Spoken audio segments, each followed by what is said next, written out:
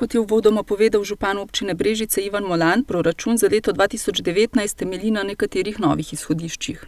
To je, da so stroški zrasli, kar pomeni seveda, da je manj investicij. Gre za 28 milijonov približno proračunskega denarja, predvideno je 26 milijonov prihodkov, ostalo pa seveda se pokriva iz presežka iz preteklih let in pa nekaj malega iz nepovratnega kredita po 23. členu. Poudarki se poleg izvajanju obveznih nalog namenjajo nadaljevanju investicij, ki so jih v občini Brežice pričeli že v lanskem letu.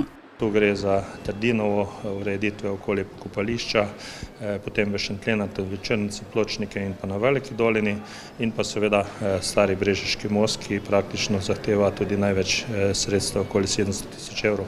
Upam seveda, če bo proračun sprejet, da bomo tudi začeli z novo gradnjo vrtca v Artičah.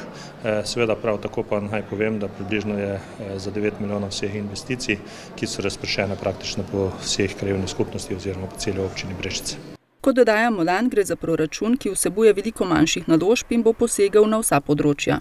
V letošnjem letu nisem predvidel zadolževanje, razen tisto, kar je zadolževanje oziroma nepovratni kredit, ki nam ga država daje na mesto sredstev po 23. členu.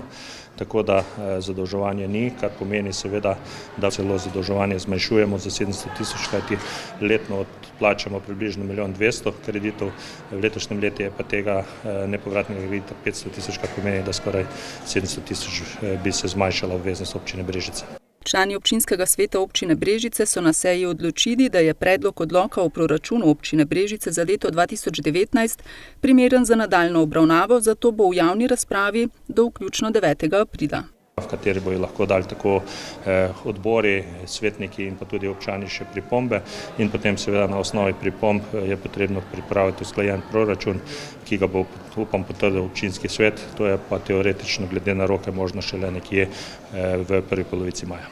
Svetniki so sprejeli sklep o začasnem financiranju občine Brežice v obdobju od aprila do junija letos, ki velja, dokler ne bo sprejet proračun za leto 2019. V takem primeru je potrebno začasno financiranje, kajti brez tega ni možno delovati. Seveda tu so pa precej limiti, kajti tu gre samo za izvajanje obveznih zakonskih obveznosti in pa tiste pogodbe, ki so že bile sklenjene v lanskem letu. Občinski svetniki so prav tako potrdili odlok o občinskem podrobnem prostorskem načrtu za območje trgovskega objekta ob Cesti Svobode. Gre za umeščanje trgovskega objekta in nove lokalne ceste. Jaz moram reči, da pred leti smo že spremenili to območje med avtobusno postajo in pa ekonomsko šolo za nove vsebine, kajti želeli smo, da se tudi ta del začne razvijati, v katerem je pa predvsem to mišljeno za storitvene, trgovske in pa takšne namene.